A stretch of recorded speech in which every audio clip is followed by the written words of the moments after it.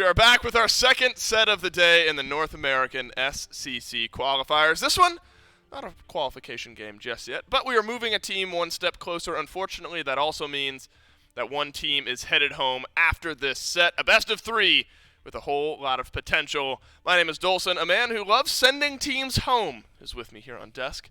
And it's Mifflin. Miff, these are probably your favorite sets where a team loses their chance at the SCC. Yeah, there's just something about it, man. When and it's something we talked about beforehand. It's the difference between you and I. Are you trying to win, or are you trying to inflict a loss? I am trying to inflict a loss. I don't have to prove something to me. I'm trying to prove it to the guy who thought they could beat me. You know what I mean? Right. And when I get to send them home, it's just a little bit more solid, right? They get to really hold it in their chest. Well, we've already seen one of those types of matches today, and unfortunately it is the neighborhood that headed home, the Leoncitos, with a 2-1 victory over the neighborhood. Will advance the Leoncitos to a qualification matchup later on today against the Great Gentlemen. Lean Into It versus the Jazzy Jaguars. Similar implications here. The winner of this matchup moves on to face the Fun Havers a little bit later on today. Almost towards the end, we have had a lot of SCC games, a big bracket to fill out, lots of 2-0s, but as expected, Miff, towards the end of the bracket here, a couple more 2-1s sprinkled their way in there. This one, I think, may be a tough matchup to read. Lean Into It versus the Jazzy Jaguars. Lean Into It, God Agent A, Valo, Vi, Bolden, and Bitey is this roster. Valo, player that I remember from the SPL play-in tournament. We have seen some of these other names, Mifflin, in some individual matchups over time. But also one of those teams where we talk about gathering data. This is another team with Lean Into It where each new game this squad plays is more information for us to figure out their play styles, things like that. But in the games that we have seen them play, look, I mean, it's a 20-6 win. This team has potential. Yeah, this is a squad that really likes to play around their front line. You'll see more often than not at least 2 tanks, but generally 3 tanks on the team. It's a very kind of OG style of Smite, very traditional front line, 2 backliners. Do your thing. Let's work on our dive and trust that our backline can do it on their own. A lot of early game aggression as well. They really like leveraging things like the Kabrak, and they really like using these Ganesh picks to go towards objectives early on. So I'm expecting a much quicker pace than what we became accustomed to seeing yesterday. But that said, you're right to say that this is a team that has got relatively low amounts of data on them. I mean, like, who are a lot of these guys? Valo, potentially one of the more recognizable names. He's been around the scene for a little while. Vi as well, but otherwise, not much there to be known, which means that the other team, the Jazzy Jaguars, well, they've only got a couple of sets worth of data that they can evaluate and practice around. Right, and a lot of what I'm gathering from some of these replays and thinking back to matchups where we've seen Lean Into It play already throughout these qualifiers, I think this team, a lot of the picks that you mentioned there, Miff, it's very apt. I think we see a lot of aggression out of God Agent, out of the solo lane. I think the Bologna, the dive in, get aggressive style picks, even on one target. Something that Lean Into It can lean into here in this set. But they're Shut up. What? Shut up. All right, I'm correct. You're wrong. Jazzy Jaguars, their opponents, and a team that has slightly more data, if we're going to continue that train going. This is a squad: Dishonored, Short Fuse, Panda Turtle, Bluegan, and Tuba. So as far as SCC tenure goes, the Jazzy Jaguars, Miff, have a little bit more experience under their belt. Yeah, these guys are all like, I would consider like the SCC lifers, right? Like at some point in every year, at least one of these guys was in the SCC. I think maybe combined like 15 years worth of SCC talent here. Every single region, or not every single region, every single year, a couple of them have been playing. I mean, even to speak anecdotally, I have played in the SCC back in my tenure, back in like Season 5, Season 4, up against guys like Bluegan. I've got plenty of time playing against Panda Turtle. That's how long they've been around and playing at this level as a team. They've always been very strong in their home region.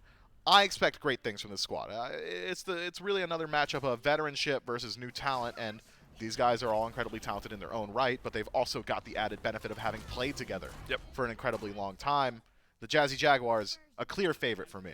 Yeah, this dual lane for the Jazzy Jaguars is threatening between Bluegan and Tuba. And we've seen, in my opinion, I've seen an increase in play from Short Fuse out of the jungle this week. And with how much pressure we've seen jungle receiving with picks and bans and on the map, of course, Short Fuse playing towards the top of their game going to be important here in this matchup. I am curious, how old are you? Remind me. 23. Is it weird for you to think of yourself as like a veteran of something at 23 years old? It's weird in that I had always considered myself like the child of the scene, right? Like I started playing competitive Smite at 13 years old.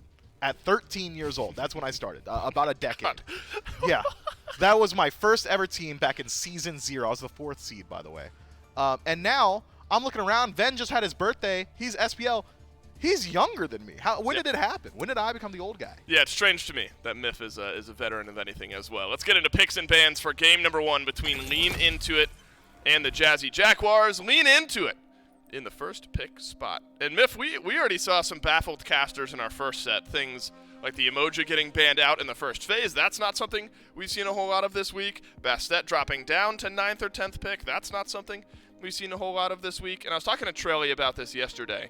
Feels like game 1 in a set like this, especially two teams that don't have a lot of matchup history against one another. Feels like you generally stick to the meta and the just higher level bans, and then you make more in-set adjustments as the set goes on. Yeah, agreed. You see what's working for the other squad, and you say, all right, well, that worked for them. Let's ban it out and see what some of the counter picks that you can go towards yourself. But with that said, a lot of the high priority meta selections, the Bastets, the Emojis, things like that, are also incredibly high execution gods. Not only just for mechanical skill, it's kind of hard to aim some of those abilities. Bastet Ultimate, although incredibly strong, a little bit hard to land consistently in these team fights. Riptide from Umoja, one of the harder to apply abilities. So in a set like this, we might even just have them leave these picks available and say, do you have those? Right. Are you capable? Right. And sometimes the answer is no. Sometimes the answer is no. The answer is yes to Cabrakan, though, for the Lean Into It squad. First pick, Cabrakan. I think worth mentioning that God Agent gets his Achilles banned out. 50% of the time, that's a ban that Lean Into It have against them. And so God Agent carrying a little extra weight. Again, remember we saw the Bologna and a couple of those highlights. Achilles, a style of pick that God Agent can make work. And so there is a bit of more specific ban presence towards an individual player for the Jazzy Jaguars, at least here in game number 1. But the Izanami and Gilgamesh answer back. Myth, Iza's been banned out so much throughout this week. Started to trickle into to the first couple of picks here in the last couple of sets that we've seen. And Izanami and Gilg, a good start to the draft. Lots of pressure across the board. Gilgamesh going to be able to make use of that lane pressure from Izanami to maybe look towards some jungle invades, assuming that this Gilgamesh is going to the jungle, and that is an assumption I am willing to make. I was expecting maybe a Medusa pick on the other side, just because that is the kind of next up hunter, right. that next bit of priority, especially with Izanami locked in immediately. But instead, Tiamat picked up for themselves, and she's got a lot going for her. Very consistent, has great scaling into the late game. But now, I think we might be in a position where Lean With It essentially misses out on their hunter pick. I'm expecting a lot of bans from the Jazzy Jaguars, but I'm kind of wishing I hadn't said it, because it's not happening right now. yeah, you got two chances for one of them to That's going to be a Medusa ban, surely. Unless Jazzy Jaguars are just comfortable with their. That's crazy. That's crazy. that's unlucky. Because I don't think you're wrong. I think I'm surprised that Medusa gets left open. But we have seen, post Iza, post Medusa, it feels a little bit more open at that point. We've seen Houyi a couple times. We've seen Hachiman. Chiron's been brought out. So maybe there's enough that the Jazzy Jaguars feel like isn't far enough away from a Medusa to ban those out, and instead it's support-centric. Medusa does end up getting left open, Myth, at a 65% win rate. If you're the Jazzy Jaguars, you really need this Medusa to not look good. And you got to hope that whatever gets played in support, which is now a Xing Chen potentially, also does not look good, because you put a lot of ban presence towards support. Yeah, that is a heavy front line. It's something we thought we'd see from Lean Into It, the triple front line composition, Cabrakan, Bologna, and Xing Shen. Even Tiamat, to a certain extent, in the late game can join that front line dive. Medusa, another god that, despite being a hunter, wants to get involved, wants to get in your face with that lacerate. So it feels like it's a very all-in style of composition here from Lean. I'm just going to call him Lean from now on. That's fine. Too many vowels. I'm calling them Lean Into It, Lean With It, Rock With It. When are you going to stop? I know. The problem is you kept talking. You said Lean With It. Yeah. And I wanted to mumble a little Rock With It earlier on, but I wasn't quick enough on my feet. You're too fast for me, Myth. It's that young age, you're just spry. You're too spry. I'm old and my lower You're like back is 4 hurting. months older than me, I think. That's not true. I'm turning 27 in Oh, is that true? 2 weeks. You're like a geriatric millennial. A geriatric millennial? That's what I'm saying. That's the opposite. I'm a young millennial. Is it? Yeah. Okay. I'm on the lower end. Whatever helps you sleep, bro. God, you know how to tilt us millennials, Myth. It's unbelievable. Game 1 between Lean Into It and the JAZZY Jaguars. This best of 3 will not qualify a team to the North American Challenger Circuit, but it will send one home, and the winner will move on later on today with a chance to qualify into the North American SEC up against the Fun Havers. The mid lane matchup, Myth, I think some fun, and one that we have started to see a little bit more often. Agni specifically been towards the top of the tier list here these last couple of weeks. I love this pick. Just consistent poke, great CC, tons of early scaling. Agni is a god that doesn't necessarily fall off anymore. It used to be that Agni was like, okay, he's really strong once he takes over to level 5. His level 5 through 15 going to be very strong, but his late game scaling slightly weaker than what we'd expect from meta mages. With changes to Noxious Fumes now doing explosion damage, with the Rainfire getting some buffs as well, I think Agni is in a very, very strong state. Expecting the double flat pen build from him, and by the time he finishes that second item, he's going to be ready to swing on just about anybody on the other side. That said, Tiamat, I think, takes a little bit longer. She doesn't utilize double flat pen as well as Agni does, but around that third, fourth item, you start benefiting from just being a Tiamat, just having more abilities than these other mages, having a little bit more survivability, CC immunity in the kit. So expect to Lean Into It to play around their mid 3v3 around that third to fourth item swing. That's going to be the inflection point where this Tiamat starts to find a little bit more value. Up until then, JAZZY Jaguars likely want to play around Panda Turtle. Yeah, what an interesting jungle matchup we've got here, too. A Kabrakan up against a Gilgamesh. Nothing all that surprising about Gilg. We've seen plenty of Gilg over the last couple of years. Kabrakan, this is relatively new, it feels like, Myth. Here in Season 9, Kabrakan's just been in a spot where teams wanting to prioritize that pick, whether it's solo lane, support, or jungle. We've seen a little bit of it. Nice abduct onto Bolden, who will end up leaping away. But you want to be able to get aggressive, right, on this pick, and it looks like building into some of that flat pen as well is Valo, and so maybe you're expecting Kabrakan to get active early.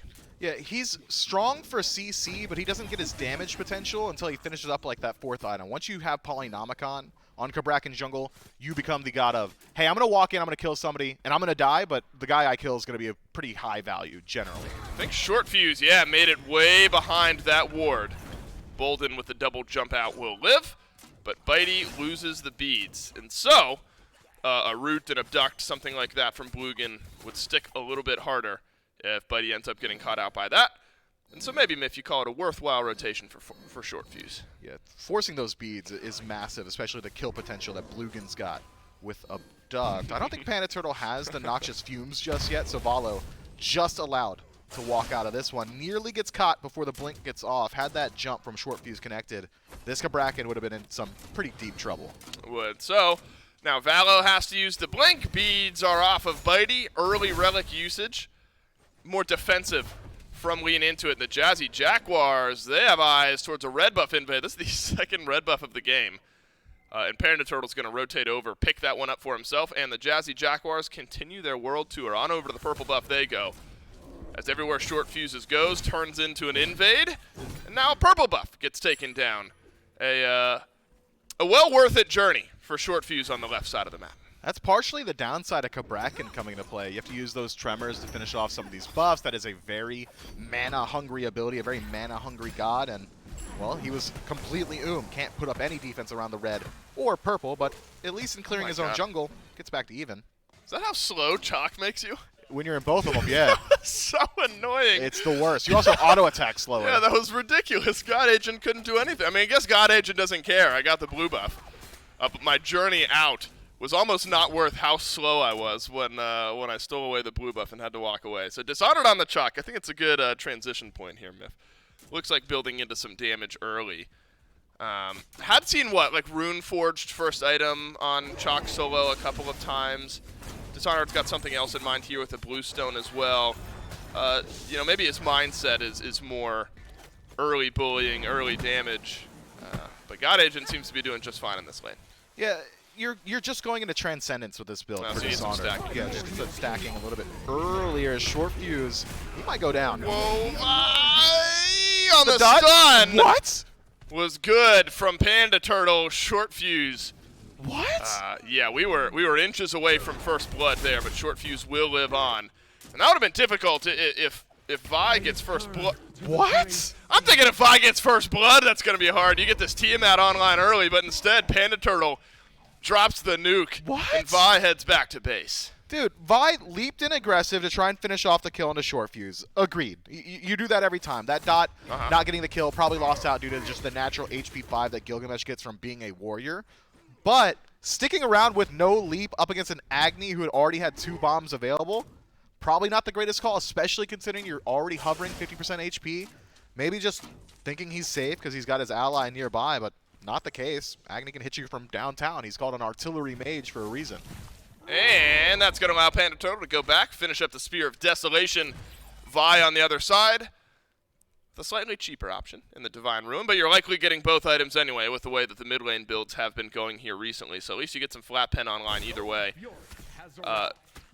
But as far as utility goes, getting more of the bombs out, more abilities out, 20% CDR plus the conditional cooldown for Panda Turtle Myth. It's going to be strong early on in this lane. And this is when Vi might need more help. When Agni can just sit back and drop the bombs. Yeah, we're at the strength point of Agni. He's going to get the better end of this engagement just about every time. It's a channeled ability in the bipedal stance of Tiamat, so you can cancel that out pretty consistently. Clearing the wave, that's an easy stun. What is that? Just half the HP immediately. A double bomb stun likely finishes off Vi from this point on as well. He's going to be stuck exactly where he is for a good bit of time. Panda Turtle has to be careful, though. You have extra damage, but you're still pretty squishy. So if Bolden rotates over, gets those beads off, Valo there as well, you got a lot of initiation potential from Lean Into It. Oh, my God. Yeah, but I don't know, like, in what world does that work out? Especially for some mid-harpies, right? I don't know. That's just way too much CC between Blugan, Short Fuse, and Panda Turtle. I'm getting bomb stunned, I'm getting abducted, I'm getting rooted, I'm getting drop kicked. And I don't have beads if I'm Bolden, so no chance to live. Well, Bolden on Jingxian, it's like one of the safest picks you can get in the game. You got a ton of HP 5, double leap, CC immune ultimate. Oh, we're going. You think you live. I don't think Vi lives. Nope. As the winds of Shamash from Short Fuse over the red buff wall continues the onslaught. The Jazzy Jaguars just needed a moment to wake up, but Lean Into It rotates Bitey over from the left side of the map. And the Petrify confirms the kill. Lean Into It not going down quietly. After the rotations back through payoff, Blugan and Tuba both go down. Ends up being a 2 for 2. Man, Panda Turtle fully dips from that, and he says, I'm not interested. Look, I don't have a whole lot of mana right now. That's a fight you guys chose, and at the end of the day, that's pretty nice for Lean Into It. They're able to get something back on the map, a nice infusion of gold, especially for Bitey, who finds his priority target, gets a good bounty going his way. As Panda Turtle, that's a super aggressive play, dashing aggressively. Beads are now gone. Bolden doesn't have ultimate, but have you delayed enough time? This is a strictly numbers advantage for the Jazzy Jaguars here. And Myth, we haven't seen a support die for the Obelisk in a little while. But reset the counter. Days since support dies for Obelisk. Back down to 0. Yeah, Trelly in the green room, go ahead and do that. You know, the grunt work of the new guy. Is that his new guy task? Yeah. Days since a support has died for the Obelisk. Yeah, just reset that calendar for me, man. I'll make sure it happens. But look, this is yet again Bolden trying to chase out. It's almost a bait, right? Panda Turtle dashes aggressively. Bolden's thinking to himself, easy lockdown. Simply not the case. And this 3-man rotation has just been brutal. There's a drop kick. But there's a better damage rotation in from Vi. That one caught me off guard. I think it caught Short Fuse off guard as well. The damage a bit front-loaded from the Jazzy Jaguars. And Vi plus Valo able to combine for some damage. So a 1-for-1 trade Myth as both junglers go down. Dark Portal misses from Tuba, but he's already used his Petrify. And so I don't think we'll see a solo kill just yet over in the duo lane. Panda Turtle is hitting so hard right now. Vi dropped down to 30% of his HP in exchange for the right side camp. He's going to miss out on what I believe to be like an entire wave going into his tower, maybe a stacked wave as well, unless Bolden can hold on to it, but that guy's super squishy too, if history's any indicator. Lean Into It is just not showing respect to the numbers of the Jazzy Jaguars. Time in and time out, we see Bolden, Vi, Valo walk up, lock eyes with 3 people and say, look, I'll survive long enough for my team to get here. It's worked out once or twice, but it's usually trading out a life, or if you're not trading out anything, losing on the engagement. Just Lean into it not grouping up as well as the JAZZY Jaguars at this point. And it's something that we talked about in P's and B's, just based off draft. The mid 3v3 of the Chaos team going to be a little bit better at this portion of the game. But that doesn't exempt Lean Into It from participating in it. They still need to show some respect or play somewhere else, and instead, they're still conveyor belting their way in and getting put down. Well, both teams have individual leads in different parts of the map. My goodness, Panda Turtle takes a Scarab's Blessing, but Lean Into It can just be patient here. That'll time out, and Bolden is on the chase. Short Fuse finds the first kill in this fight as Valo drops down, but you don't have your artillery as Panda Turtle is missing for 24 seconds. You'd love a lot of that damage backloaded into this fight. Vi's half HP, Blugan is as well. Doesn't have much mana. Yeah, we could tower dive here if we're Lean Into It, but a little bit too threatening, and they'll take the 1-for-1. Yeah, not a whole lot of opportunity to go for that dive. It just seemed to me that Bitey made the rotation, so he says, we got to do something. I walked all the way over here, guys. My wave's in the tower. Missing out on a lot of farm, but not able to convert it into anything. We'll just have to walk back.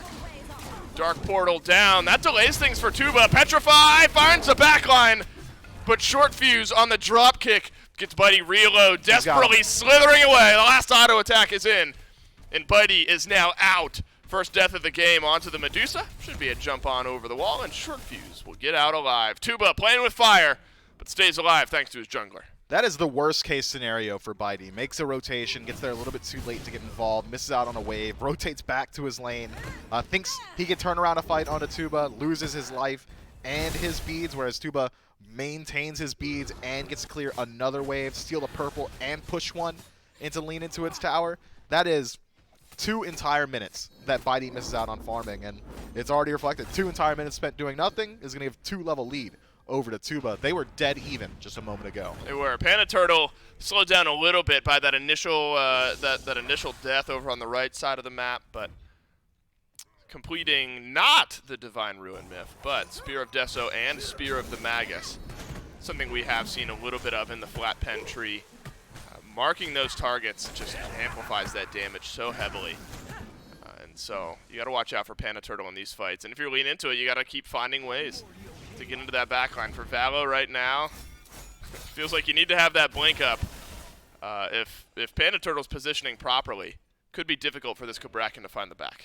And Valo has not gone for that traditional just tack nuke style Cabrakan where you go in and trade your life. Instead, a little bit of utility in the build. Breastplate of Valor in that second slot going to help out with CDR. You're able to fight a little bit more consistently. You might be able to find more stuns in some of these fights. But up against the damage that has been killing him for the most part, which has been Panda Turtle, not going to do a whole lot. You're generally still going to fall down to that first couple of abilities from this Agni, which means that Valo is going to have to play very choosy in these engagements, and despite having all this extra CDR so early, might not have the opportunity to use it because the damage output from JAZZY Jaguars is just so quick. How about this difference, myth, and mindset between both of the hunters? Crusher, sure, that's always going to be our first item, but Aussie for Tuba, and then an A-bow for Bitey early in the build as well. I mean, certainly some good stats, rather, on the Atalantis bow, and it looks like another bow after that. So bow build is on the mind of this Medusa, and that's a bit of a detraction from what we've normally seen. Yeah, you're sacrificing a little bit survivability, some penetration, but instead getting some crit online. It synergizes well with the passive from Medusa, already getting enhanced strafe speed. Now we'll have haste once she finds a kill or assist, so it's all right. The next build, though, that's the head scratcher for me. Right, the next bow that ends up rolling through. Gold Fury's low, and the JAZZY Jaguars will confirm it, and there's a lot of damage on the other end of the fight as well, because look at the back, and both of the carries left at full HP. Lean Into It have just not found the dive. Now, one by one, Lean Into It will attempt to get on out. God Agent rooted, abducted, stunned, damaged, and has to ult out and away. JAZZY Jaguars get the Gold Fury and then some. Panda Turtle is getting away with too much in these team fights. He's surviving for too long. He's getting his damage out for completely free. He's still full HP. He's got an HP shield. He's over 100%. Mine's at 101. All right, I gotta feel. All right, look, it's gotta be just so obnoxious for one team to have like the artillery mage in the game. Like if it's an Agni on one side and like a Thoth on the other, you know, I feel equal parts bad for both teams because of how annoying it is to get into the back. But, you know, Vi's just got to play such a specific way. T-Mat's very good. Don't get me wrong. That's not the argument I'm trying to make. But when you have something like an Agni, I mean, look, almost 10,000 damage at 14 minutes, and Panda Turtle is just vibing in the back. It feels like it's just all on his positioning, and Valo has to walk forward into it. It's annoying, is all I'm trying to say. Yeah, I'm going to try and put into words that feeling that you're expressing. Yeah, that's good. The evocative sensation. Look, I'm a lowly chair 1. I yell in emotion, but I don't often form my thoughts super well. And you're going to get a second to decipher what it is I'm feeling. Because the same thing happens again. Panda Turtle tries to get jumped on, and Valo realizes that's not the place I want to be. Oh, and when Panda Turtle's dashing in, we're feeling all right. Petrify into a massive whirlwind of rage and steel, though. Gives Lean into it a fantastic start to a fight in the mid lane, but the rest of the damage just isn't quite there yet. God Agent joins from solo. Woo! Short fuse on the juke and the drop kick send God Agent back against the wall. Vi now left alone. Tuba is swinging, but Tuba is on the wrong side of this fight. Aussie, don't fail me now. Aegis is in. So is the Kepri Res. Blugan has to leap away, and Tuba will survive. God Agent wants to finish off the Kepri. He may have saved Tuba, but at what cost? The cost of his life. The turnaround is on to Bolden. Dishonored picks that one up, and Tuba's still here. Might be able to turn it. That was close. Had that hammer dropped, might have been a double kill with the additional damage of the first part of that bludgeon. A bloodbath in the center of the map. But at the end of the day, goes the way of the team that came into it with the lead. The Jazzy Jaguars digging their heels and come out ahead. Oh, I love casting with you, Miffs. It just got so chaotic for a second. Like eventually I had to drop it. I'll take it all. Yeah, I had no more air to get go. It back. That ends up being like a 4-for-1 or something after all of that. The Jazzy Jaguars just have enough damage. And I think Short Fee's putting together a wonderful game here on this Gilgamesh, and that's something Valo just hasn't been able to match quite yet. We've seen the ups and downs of Cabrakan jungle. Like when it works, and it just hasn't worked this game. And we've seen sets so far this weekend where Cabrakan jungle just can't find the initiation. It's that feeling of having to walk through a Gilgamesh, walk through a Kepri, somehow through those two, and then finding Panda Turtle way in the back. Just been too uncomfortable for Lean into it. Not backbreaking gold lead just yet, Miff. 5K at 16.5 minutes. Not devastating, but the Jazzy Jaguars playing well around this lead and continue to build on it. So I've had some time now to try and decipher your mentality. And I think the best way to word your grievance with the Agni or Thoth matchup into not an Agni or Thoth is, this guy's hitting me for really hard from further away. I can't return damage. I can't step up. There's a spacing game that Panda Turtle is just going to win. That's not to say that Vi can't put out similar levels of damage, if not more, in ideal situations. It's just that he's going to have to work a little bit harder to find those scenarios, especially considering on the other side is a Kepri. Vi's not benefiting from a secondary life that can be handed to him by his support. Vi gets like some CC from Jing Shen. That's just about it, whereas Agni is benefiting from a revive, ranged CC from Kepri, and an incredibly long-channeled single-target CC. I like to call Abduct like the mini Ragnarok. You don't go super far, but you're definitely holding him down. And that is a very frustrating playstyle. It's a very frustrating situation in which you just feel like you have to work harder than your opposition. Miff, you know me so well. Yep. I hate working hard. It was a fantastic way of wording exactly what was on my mind. Yeah, our chair 2s are the best around here. So our chair 1s. We're all okay. We're all great. Jazzy Jaguars. You complimenting them has devalued my compliment now. Yeah, well, I can't compliment you and no one else. That's just not how it works. I'm all right with that. Jazzy Jaguars grouping up around this Primal Fury. Could be a game-ending fight if Lean Into It lose this one too heavily, and that's making me wonder how heavily Lean Into It will commit around this Primal Fury. Not something that feels like almost completely sealing the game over. And so as the Jazzy Jaguars start to position around the big one, there is some ward coverage on this side of the jungle. Lean Into It, know this is going on. Doesn't help that Bitey's missing just under half of his HP going into this fight. Primal Fury is down to half HP as the Jazzy Jaguars walk themselves forward. Over on the right is Valo, left alone in the back line. Short Fuse has eyes for Bitey as both Aegis and Beads get used. Whirlwind of Rage and Steel is out for Peel. And Bitey, already having used a Petrify, can now re-engage as Short Fuse has taken a lot of damage. Panda Turtle untouched. Let's fire rain over the wall. Valo abducted. right back into the awaiting arms of the Jazzy Jaguars, but Short Fuse has had to leave. That's a TKO already in this fight. But a real kill happens, and it's Valo, the only one who dies. Bold and Advise still hovering nearby. Could take a lot of damage on the way in. Watch Panda Turtle. He's going to do exactly this on repeat. Forces the Aegis out from Tiamat. That's early. Yeah, that is early, but keeps Vi maybe in fighting shape going around this. Lean into it. Are showing up in force. But that's a big double stun and massive follow-up damage from Dishonored. But God Agent has found the backline. Double stun into a drop kick from Short Fuse. And the reinitiation is just too strong. God Agent will grab Blugan, but will fall in turn. And look at the backline on the other side of this fight. Dishonored is wreaking havoc as Panda Turtle waits for that last bomb to roll through. It's all but a deicide as Bitey slithers away and will drop. But there's a respawn, so it's not an official deicide. Not this time. Valo gets to keep his team's dreams alive, if only for a moment. The fight starts around the Primal Fury, but as it often does at the 19-minute mark, probably not going to end around the Primal Fury. Fire Giant, in the eyes of the Jazzy Jaguars, and well, it's pulled out pretty quickly. Valo spotted out on that ward, so Short Fuse going to play goaltender. Panda Turtle dashes forward. I'll take some burst damage on top of my burst damage, please. Valo steps into the wrong side of the jungle. The Jazzy Jaguars will be able to take down this Fire Giant comfortably. So it's a 7,000 gold lead prior to the Fire Giant being taken down. And it's just going to get worse here. Tripling up the kills of Lean Into It are the Jazzy Jaguars in game number 1.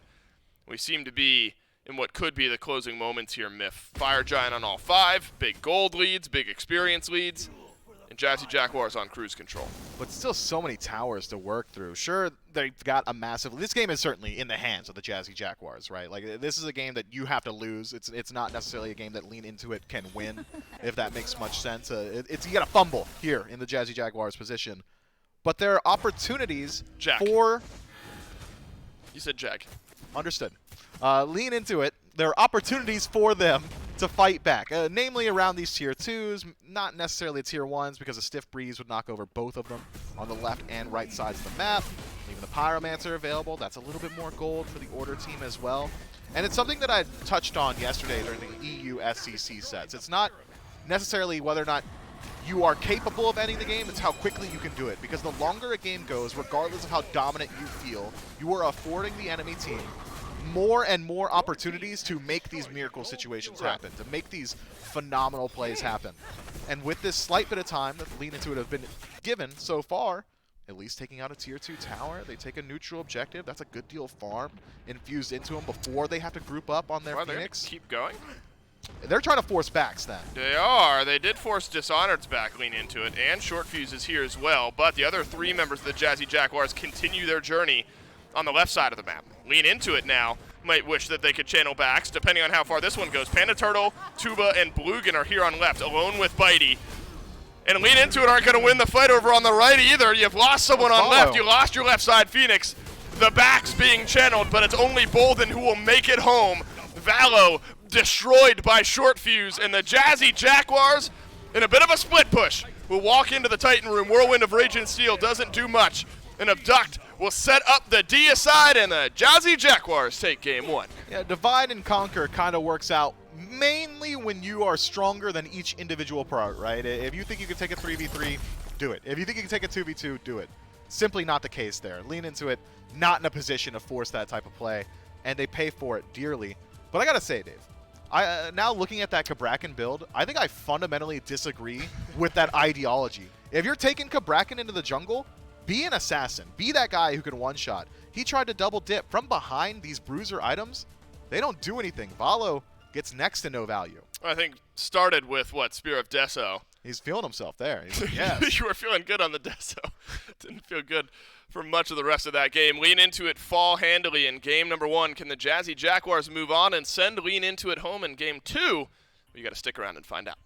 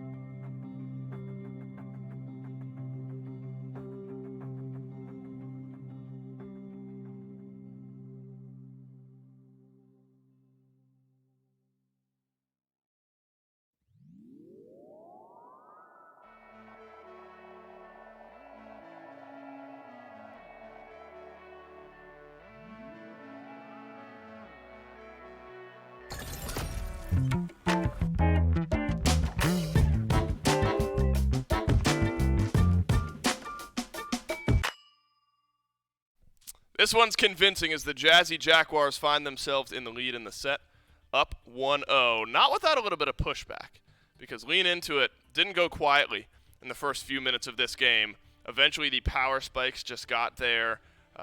Panda Turtle in the mid lane is just annoying. And I think you get Short Fuse on this Gilgamesh putting on a clinic.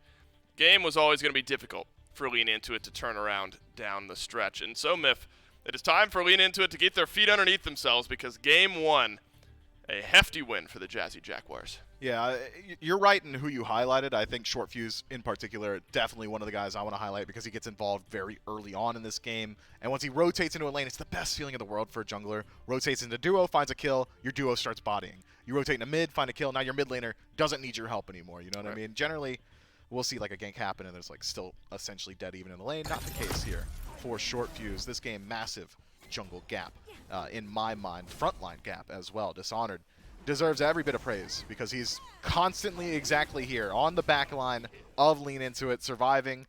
Doesn't, I don't even think a single time get the res from Khepri. Doesn't need it though because he's not the target. Just back there putting in work quietly while the rest of Lean Into It ignore this man.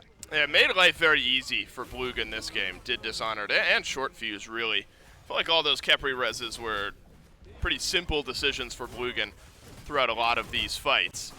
It felt like all the drop kicks, Miff, were just hitting. Feels like a flow-based god with the Gilgamesh, and you're jumping in, or the drop kicks there, or the jumps in there, Winds of Shamash, how are those hitting? Everything was working for Short Fuse this game, and then even with a tankier, bruisery build, being able to stifle the three-man push on the right side, just with Dishonored there, really gives you an idea of how far ahead that the Jazzy Jaguars were this game.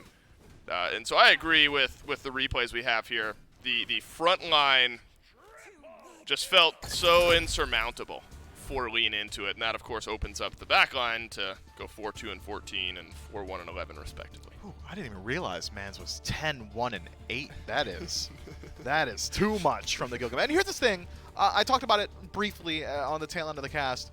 Valo goes for the Bruiser style build. Doesn't get a lot of damage, doesn't become super survivable. We see the Bruiser build from Short Fuse. The difference being, Gilgamesh, when he gets more HP, it also makes him deal more damage, thanks to the passives on his first ability, just dealing more based on your own HP pool, a very unique ability in Smite. So Short Fuse is allowed to be that tank. He's also ahead, and defense is just straight up better from ahead. Right. Panda Turtle also far ahead of this game, Miff, not only in gold and experience, but in damage. Literally doubling up Vi and very close to doubling up solo and ADC from Lean Into It. Turnaround time for Lean Into It. That starts with strategy surrounding game number 2, picks and bans for game number 2. Also very important for Lean Into It to make some changes. Lean Into It had first pick in game 1. They will also retain first pick going into game 2. And I think it's a difficult question. You know, Jazzy Jaguars don't necessarily pick any niche pocket picks, anything like that in this game. This is strictly meta picks that we're working out for the Jazzy Jaguars. I don't know if there's options for immediately answering and like who do you take away? Who was really obnoxious there in that game? I guess Khepri's the answer for Lean Into It. One of the important pieces of the puzzle now off the table. Yeah, I understand that Khepri is a very, very significant frustration point. Never fun to work all that time and not get your kill because some other dude just put an ability on the guy you're targeting. Yeah, I think you have to do that. But I don't think Khepri's the reason the Jazzy Jaguars got off to such a great start. I believe it was 4 reses throughout the entirety of the game. That's it. The issues were the Agni, the Gilgamesh, a proper pick. I love that, taking it away, getting it for yourself, finding some of that aggression, like into the jungle. Yeah, if I'm Jazzy Jaguars, I'm not even concerned about going towards the Agni. You could flex the exact same style pick Izanami and like a soul laner if you want, and then go towards either Thoth or Agni, whichever one the other side doesn't pick up. But it's going to be the Agni. Play the hot hand. All right, you guys didn't see it, but Dave hit me with like the meme where he like taps his temple and thinks he's a G. Okay, don't gaslight me, bro. All right, you're right. I did do that. I'm sorry, Chad. That's my fault. But did figure that Agni was so good. So good. For Panda Turtle that might be worth a pick early on in the draft. This is something that was banned out. The Horus that is now available, and Lean Into It are going to pick it very early on in the picks and bans. And so you're already adding some more instances of lockdown and initiation, where instead of a Kabrakan, you're going to have a Gilg, where instead of a Xing Chen, you're going to have a Horus. You have this different look at initiation for Lean Into It already. They straight up just went tiers. Like, they went tiers up here. I mean, Xing Chen, a pick that we don't see super often. I'd put him at like B tier. Horus probably closer to A tier. Gilgamesh in the jungle, you could still go towards that bruiser style a little bit more consistently. You still deal some damage. You probably went from like B tier to A tier. Tiamat going to have the exact same level of strength because it was Tiamat last time, but because she's flanked now with this stronger front line, a little bit more sustain, Horus going to give you that healing, some more survivability thanks to that additional mobility that Horus is affording you. Space control from this Gilgamesh can be more consistent as well, which means all that adds up to a stronger version of Tiamat.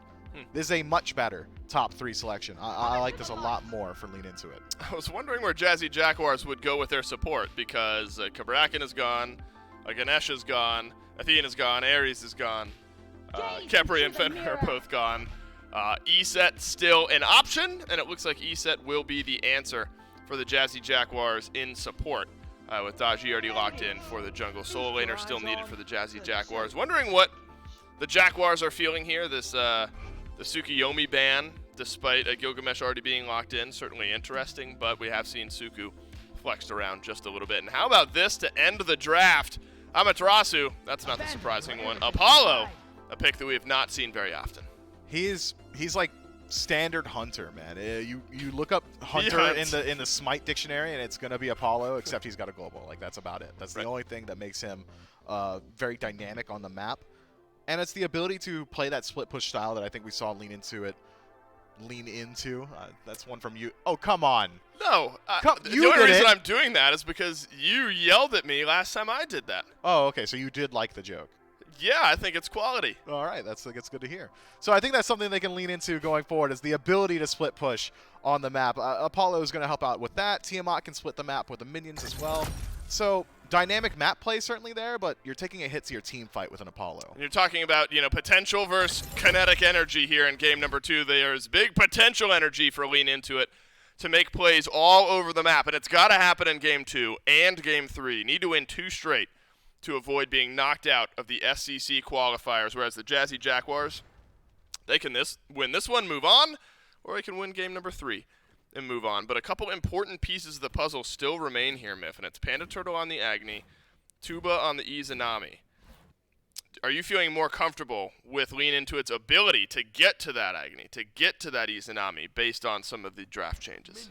Immediately, yes. You've got consistent engage from God Agent A, just dash in, dazzling offensive. That's going to be pretty hard to deal with, and barring that, you've also got additional movement speed not only afforded to you, but your teammates that are standing near you from Amaterasu's first ability.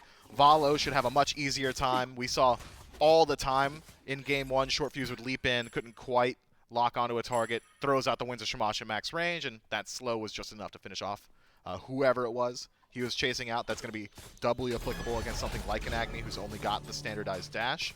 So, Lean Into Its dive, a lot easier to execute on and just straight up stronger. Level 2 reach by the Jazzy Jaguars duo lane. Sometimes an opportunity for an early kill, but mobile enough are both Bitey and Bolden. And so the tier 1 tower will provide some safety until that level 2 can be reached.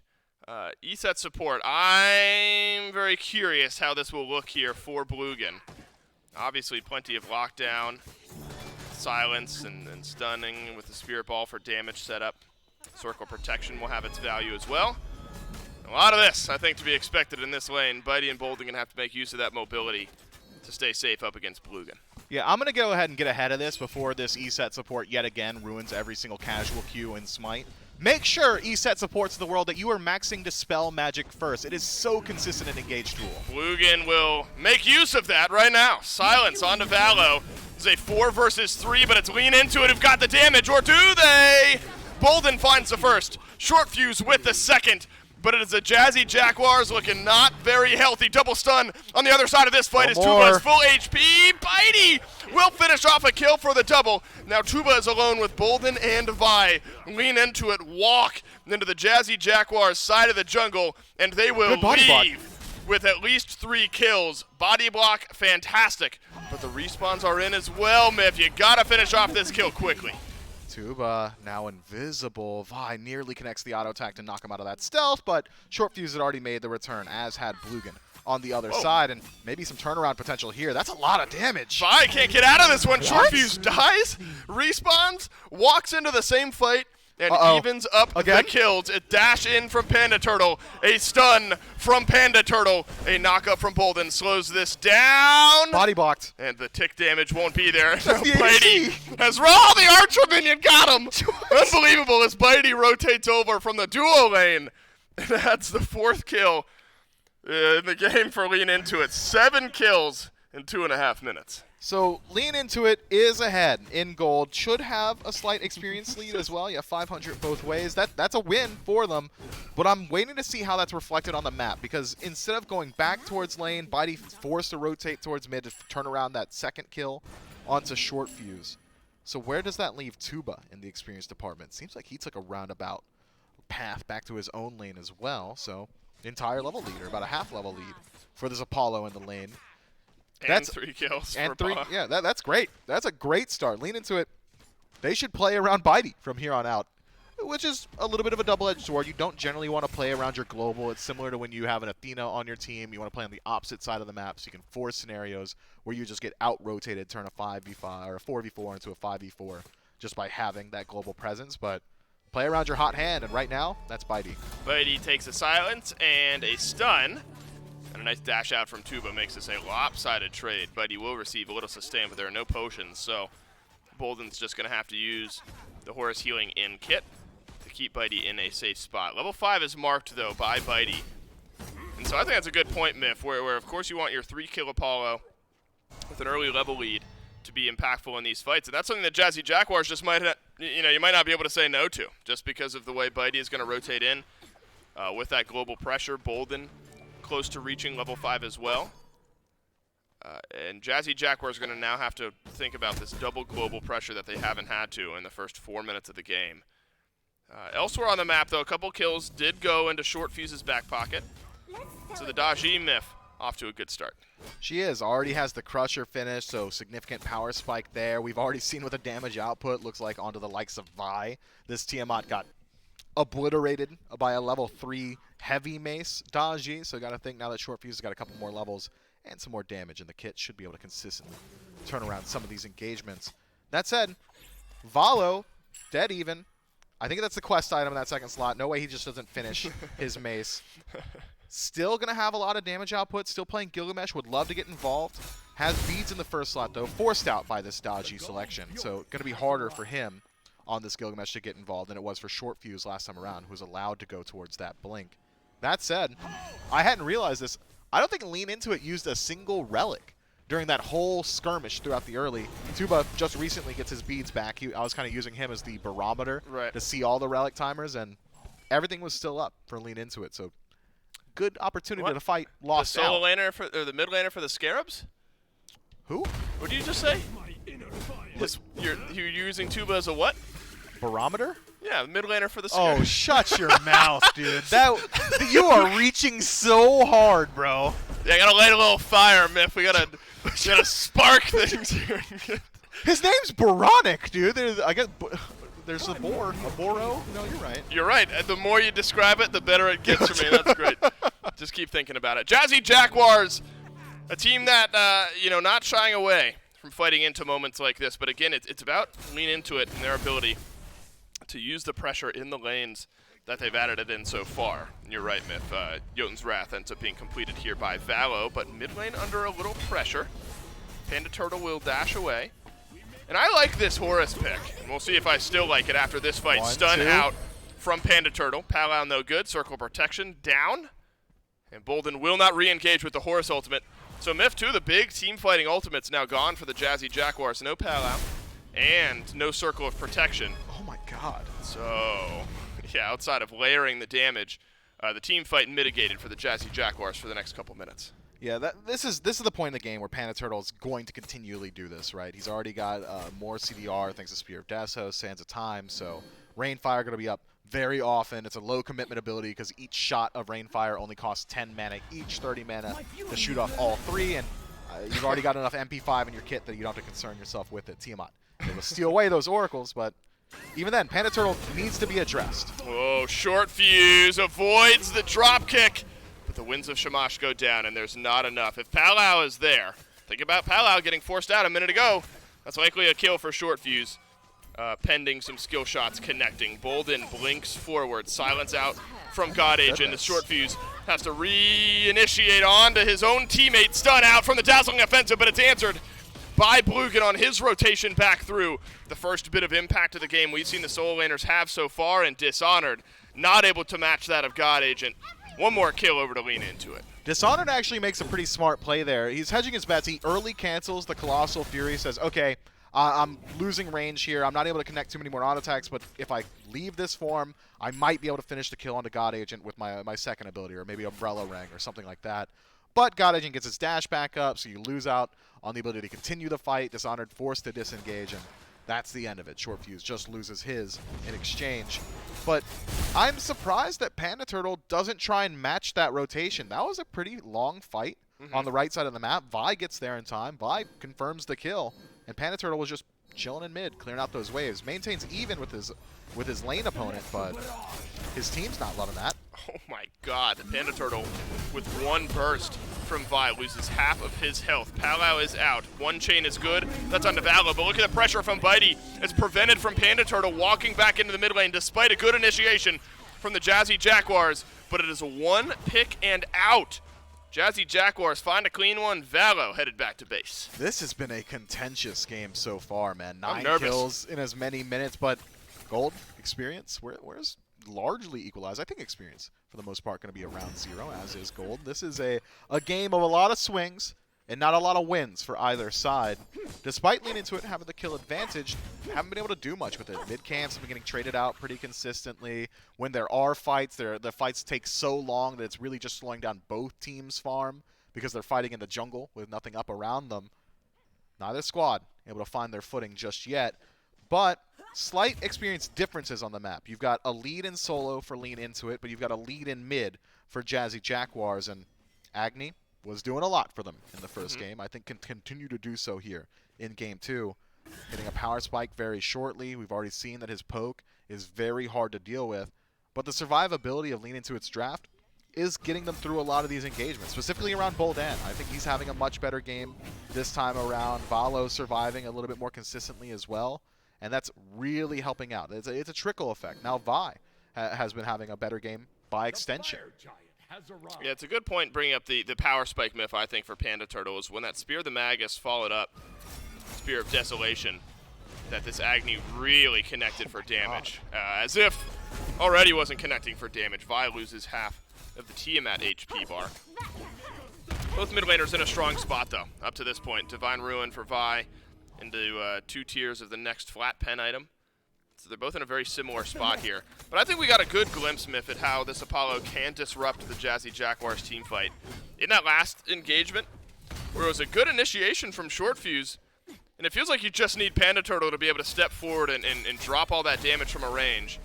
But the pressure and the ultimate from Bitey kept Panda Turtle beneath his own tier 1 tower.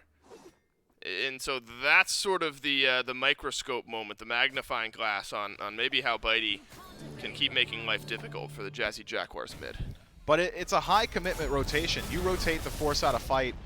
If you're not hitting pay dirt, you're going to start falling behind. Already Bitey, who had a pretty significant lead thanks to his 2-1 start or 2-0 start on this Apollo, has had it closed off by 1 rotation. He goes towards mid, does force Panda Turtle to back up. That fight goes a lot better for lean into it thanks to that.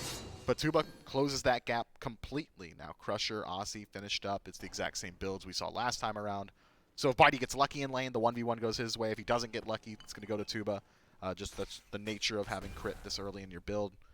But if Bitey makes another rotation like that, maybe Tuba's got a level lead. He makes 2 more, 2-level lead. It's this balancing act of trying to figure out, okay, well, I've got global presence. I need to utilize it. I need to be there for my team. But how often can I really be without sacrificing myself? Yep. Dishonored and God Agent dueling out just a little bit. Haven't really gotten to talk about the Vimana yet, Myth. Berserker Shield into Shogun's Kusari, so kind of the attack speed style solo laners. Vimana absolutely in that conversation.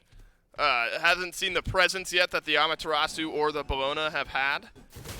But later on in the game, you know, Raid Boss comes to mind. The walking down the enemy team is just not something Lean Into It are going to be able to disagree with. The CC immunity in Colossal Fury going to be strong here for Dishonored, who's held his own in lane. The answer to Vamana is pretty simple. You can pick up an Ankh, and it decimates Vamana completely. Every time you heal, you're going to take additional damage from all damage sources, and, well, Vamana goes in the ultimate form. He doesn't get to choose to stop healing, so that's a very strong ability. You're also mitigating that healing. Or it's just single target damage. We might see a Sunder picked up. It's a very large target. It's kind of a similar answer to you have to things like Descent into Madness Cthulhu, where you become this pillar for your team. Still a little bit more mobile on Vamana. But there is a decent matchup here in the Amaterasu Vamana, in that Amaterasu in the late game team fight, if she's playing that peel role rather than being the initiator, that instigator for her team, that passive applied to Vamana, the 3 auto attacks, now all of a sudden he's not as tanky. He's not that monolith. He isn't really able to stick around and fight you as easily. Even Tiamat having all that single target damage is going to make it hard for Dishonored to stick around. So I'm keeping my eyes on him. Short Fuse thought he had an initiation, but Vi proves him wrong. Valo's the one who ends up getting the confirmed kill. Buldan rotates over into the mid lane, thanks to the skies. Tuba rotates out of this fight. There's good damage from Panda Turtle, immediately sustained up. Both junglers myth gone.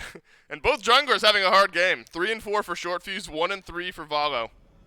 Neither of the two of them able to initiate cleanly and get out alive just yet. Panda Turtle trades out some of his HP bar for most of Vi's. Here's the dive. That was Dark Portal, that was Circular Protection, but that was no kill onto Vi. Dishonored does not have ultimate either, but guess who does? It's God Agent, dazzling offensive. Nothing to be seen here, dash on out, says the Amaterasu, and it will still remain. Jungler for jungler, both have respawned, both back on the map, and neither team able to grab an advantage around the Gold Fury. Maybe a major win for the Jazzy Jaguars, just looking at Vi's relics. 140 seconds synced up on both Beads and Aegis. Sure, Lean Into It have got vision here, but how willing is Vi going to be to put up a defense? If anyone closes gap onto this Tiamat, she's just going to die. So I agree with this decision from Jazzy Jaguars. Stick around, try and force the hand of Lean Into It. But it is going to be a slight reset. Maybe if they catch out Valo, not the case here. Able to leap out defensively. Yeah, keep up that pressure. Force Lean Into It to answer a hard question. Right, and you got a couple of minutes to pose it with Vi. About a minute and a half now remaining on both of those actives, and there's ultimate for Short Fuse. Everyone's going to have their ultimates ready by the time that this fight starts. Eyes need to be on to Lean Into Its mid laner. For now, though, eyes are on Dishonored, and Vi is actually the one putting out pressure onto Short Fuse. Do the chains connect? No, they don't, and Vi will survive the pal out, but look at the disengage, the backpedal, the kiting from the Jazzy Jaguars. When you got an Agni on your team, you're feeling fine to back away, but not when Bitey can close the gap, and now Dishonored dies, and it's another 1 for none. Interesting dive from the Jazzy Jaguars. Short Fuse takes way too much damage before he gets up into the Powwow, so he can't stick around, wasn't able to do anything besides use the Powwow. Dishonored doesn't get the follow-up either because the CC immunity from Vi's ultimate keeps him alive in that scenario. Chains connect, but doesn't super matter. You work through Beads and Aegis, but you still have to get through that CC immunity inherently in the kit of Tiamat, and Short Fuse did not have that opportunity there. And even Blugan tries to drop the Circle Protection, so loses out on that confirmation for the neutral objective, loses out on that teamfight tool, just to try and heal up Dishonored, but man's died just a little too quick. Lean Into It, pull the Gold Fury, 30 seconds away from both of Vi's relics. So this type of positioning you have to be extra careful of. You get caught out by somebody. Yeah, no chance. You see the Chariot galloping above Tuba. Thought was going to dunk down there, but no, instead drops over onto Blugan, who returns a stun, but Blugan body blocked against the wall. He's done. Dazzling offensive will finish off the kill there. Tuba doing his best to trade out something over here on left. Blugan ends up dying, takes a little bit longer than God Agent would have wanted. But what happened to the health bars on the left side of the map? Bitey turns it around, though. These fights getting messy, Mifflin. Colossal Fury is back up. God Agent's got a double kill. A 3 for 2 as Lean Into It come out ahead. I wonder what happened to Panda Turtle there. Walks up, maybe just gets soloed out by God Agent. And Dishonored is struggling on this Vamana, man. Every time he goes into the ultimate, it's All right, walk away from him. I mean, he doesn't have anything to finish off these kills. It's not as if he's got like the Frostbound Hammer for himself to keep people stuck nearby. He doesn't have the Hastened Katana, so he's not able to chase out nearly as easily. And he's doing it alone. He's buying some time, but after the fight, after Bitey already got his kills, after Vi had already respawned, after God Agent had already gotten to the back line. Dishonored a little bit too slow to separate these engagements. Gold Fury is low. Can Dishonored make a play? It's not going to get reset. Close. And it will not get stolen. As Lean Into It widen up this gold lead. This game, a far cry from game number 1, where the Jazzy Jaguars ran away with everything. And Lean Into It not giving them the same credence here in this game. A stronger fight back from a better composition. And what a difference one game makes. As Vi has really stepped up here, but Myth, I think all eyes need to be on Bitey by the end of this game. 5-1 and 2 on the Apollo. Sticking with the Atalantis bow, as you mentioned. Silver Branch after that. Get some more value, and the passive kicks in on the Apollo. And a very, very strong side of the map. And with that rotation potential, you can make it any side of the map, depending on where Bitey wants to go. Yeah, I'm surprised to see Silver Branch so early on, as Dishonored lose out on a lot of HP, gets forced up against the wall there by Valo. Generally, when you see Silver Branch, it's a little bit later on in the build, but once you have Audacity stacked up, am I reading that right? 33 additional? Okay, yeah, Audacity goes nuts for Bitey. Yeah, build it then. I like it. Yeah, good slotting. And if Bitey then gets left alone with Tuba, Tuba might have to be concerned. Even in levels, well, maybe one level behind now. But Tuba had something else in mind with build. Chinside's very strong, though. I mean, that's a big power spike item for Tuba, especially shredding down God Agent, Valo, Bolden. Be a very strong item for Tuba. So you don't have the 5 kills, but you do have the nice itemization. Tuba's not going to be a part of this fight if there is a fight, whereas Bitey can be. Panda Turtle is going to be ulted by the Horus and knocked by the side, doing the best he can to get out his damage. Was Panda Turtle? No damage in the world is going to save his life there. Right back over to the Pyromancer. Go Lean Into It. Yeah, I think Lean Into It can commit to the Pyro here, but going for the Fire Giant itself, pretty dangerous. That was a 4 ultimate commitment, and Jazzy Jaguars, they've maintained their strength, barring losing the mid laner. 30 seconds left till Panda Turtle rejoins the land of the living. Lean Into It. They take the neutral objective, and that's it. Going to fade away here, and Panda Turtle's trying to play that exact same style that we saw last time around, in that he's playing the edge of these team fights, trying to apply his damage. Can't do it when you're not like 5-6 levels up like he was in game 1. This is a much more even setup. At the current pacing, wouldn't be surprised if this goes 3. Yeah, that's what it's looking like here for Lean Into It, who are able to stabilize. I mean, you suffer a loss like you did in game 1. There's a world where game 2 just crumbles away from you, and I think showing fight in the way that Lean Into It have after a game 1 defeat, so strong, and becoming of a potential North American SCC team, something that you would look for in a squad to have success throughout the year.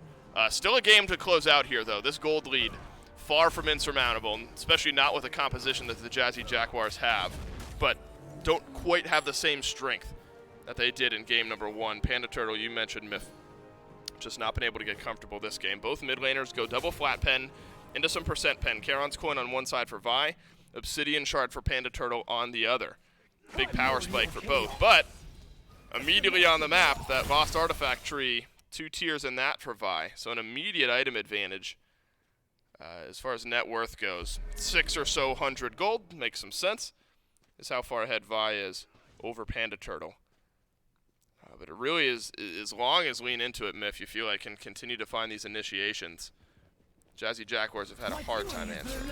Yeah, it's just got to be keep Panda Turtle alive. That needs to be your answer. King Protection style of composition, because looking at the damage, he's still sitting top of the charts. 14, nearly 15,000 by this Agni at the 21-minute mark. So have Short Fuse set up. Be that Powwow monster. Have Dishonored initiate some of these fights. I want to see Colossal Fury used before 2 or 3 people are dead on the Jazzy Jaguars in this next engagement. Blugan has gone for a slightly different E-set support build than what we're used to seeing. Generally, when we see like North American SCC, I associate this pick with Oceans. From the Fun Havers, he likes going towards that Lono's Mask very early on. Hasn't been the case here for Blugan. He wants to still be able to get some of that damage just straight up from the kit. In Sacrifice, he's a little bit squishier, a little bit easier to shut down, 1 and 2. And he's been the target of the dive a couple of times now. God Agent A has been sticking to the C-set. He has. Anti-heal potentially a slight topic of conversation for the Jazzy Jaguars here. Brawler's beat stick, and I will hold that thought as Winds of Shamash is on to 4. Valo saw the opening, and Valo took it. Dishonored is alone in the back, though, with 4 members of Lean Into It, and this baby will fall. One more kill over to Lean Into It. Dishonored had nothing to say about it. Lean Into It can go further should they choose. It's a Horus ultimate into the backline, but it's only God Agent and Bolan who are here. Good damage returned by Short Fuse. 2 chains connecting. 1 in on the pole for Blugan, and the Jazzy Jaguars answer back. That's 1 kill. The chase now favoring Jazzy Jaguars. Stun connects on a Boldan, but no follow-up behind him. Another stun should help him out. Should help him out, but if Boldan can live long enough, you could bait in the enemy team a little bit further than they were hoping to go. No, the kill does fall. So the first winning numbers engagement could get better, as the silence is great from Blugan. The tier 1 tower still stands in the mid lane. Half HP on a couple of the members of the Jazzy Jaguars. You end up getting tier 1 for tier 1, but you lose tier 2. Experience, God, look at that chart. That is chaotic. And then a slight tick down as far as gold goes. Going to get a little bit better with the Oni Fury as well. Jazzy Jaguars making use of their numbers advantage. So I had my wish fulfilled of having Dishonored get involved in the fight a little bit more quickly. He goes straight into that ultimate before his teammates fall and walks down the core 4 of Lean Into It, but that's the concern that I had initially. The ability to survive all that single target damage. A fully channeled first ability from Vi. Bitey gets to just WM1 TF2 style, just walk him down while holding down that left click. Doesn't really add up to a situation in which Dishonored gets to walk out alive. Doesn't have all that physical defense just yet. In that last back, was at least able to finish up that high to the Nemean, so 3 block stacks going to help out. A little bit more survivability, more HP, more defense, and defense for Vamana also equals power, thanks to his passive. So, next team fight, probably going to look a little bit better, but we have not rectified the issue for Dishonored that I was worried about, which is sticking to his targets. How's he going to do it? Well, he might give us an answer around this fire giant that the Jazzy Jaguars have started up. You get a small tasted victory. Don't they? And now you want it all. Vi goes down. So does Boldan. Suddenly it's only God Agent on the right side of the map by the fire giant as the Jazzy Jaguars find 2 more kills. It's a pull in onto God Agent. Short Fuse with a triple kill. Valo tossed by the side, and the fire giant still stands, but the Jazzy Jaguars grab 4 kills. Meanwhile in mid, Bitey doing what Apollos do best, splitting up the map. Phoenix goes down. Easy pickup for him, but is it worthwhile of a trade? Blugan, I think he's just stuck here. If he walks out, he's dead. Does he survive? No way. No way. Oh my God. 2 seconds. That is calculated. That's calculated. Easy for him. Easy. Easy for Blugan. Only Tuba missing the fire giant buff as the Jazzy Jaguars turn around a 2,000 gold deficit to bring it back to even as far as the scoreboard goes. But now over the next couple of minutes, couple of tier 2 towers still left, as well as a tier 1 on the left side of the map for the Jazzy Jaguars to pick up for themselves. An uncharacteristic fight, Myth, from what we've seen up to this point for Lean Into It. Yeah, Short Fuse just goes nuts, man. I didn't even see the kill on the Vi. He just died in the mist. I had no clue what happened to him, but afterwards, Short Fuse very simply goes up into the powwow, finds a pull back in, finishes off the kill into God Agent A, who did not have the beads available and had already used the dazzling offensive to try and dive out, and was immediately shut down by this damage. Hydra's Lament now finished for Short Fuse, going into that serrated edge as well. This JAZZY is doing a whole lot. Also has the Bumba Spear finished up, so that's kind of telling you why we saw that Fire Giant pull. Bumba Spear very good on these objectives, towers, neutral objectives, all that. Burn very fast once you have that item available to you, and a triple kill for the jungler. Short Fuse says, hey, we've been struggling in game 2. Panda Turtle did it all in game 1. Maybe I lift some of that load. Maybe I make it a little bit easier for the rest of my team. You remember Short Fuse was 10-1 in game 1? Yeah, but like, did you see the damage? Yeah, you're right. You're right. Do you see the damage this game? Still there for Panda Turtle. Man, poor Panda Turtle just doing everything.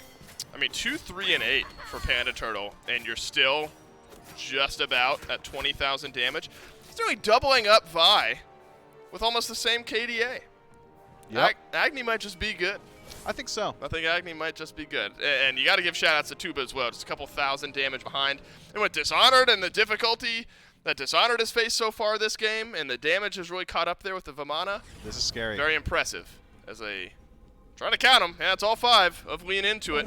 Around the side of the wall here, and the carries left unaware, but the carries are able to disengage. Circle of protection. It's huge out of the Jazzy Jaguars. God Agent uses the dazzling offensive, but it is a disengage goodbye ultimate from Bulldon.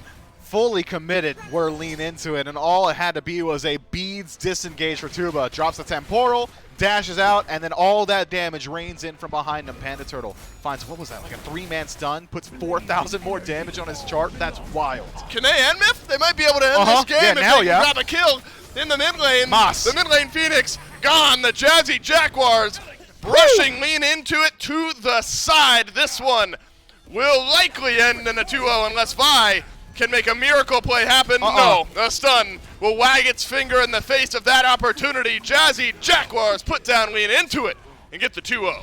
Dave, my man's Panda Turtle had 18,000 damage before that team fight. I don't know how much total HP the entirety of Lean Into It have, but he was at 26,000 immediately afterward. That's an 8,000 increase off of like 10 seconds of fighting. That's nuts. That's how strong of a counter engage it was for the Agni. If you're going to dive anyone, if you want to go for that play for Lean Into It, I don't think Tuba's your target. I think Agni needs to be your target. It has to be. That has to be, because Panda Turtle already showed strong enough at that point in the game to turn around to fight potentially even 4v5. This one's scary for the Jazzy Jaguars, but not scary enough. Jazzy Jaguars take the game, take the set 2-0. Miff and I will break it down right after this.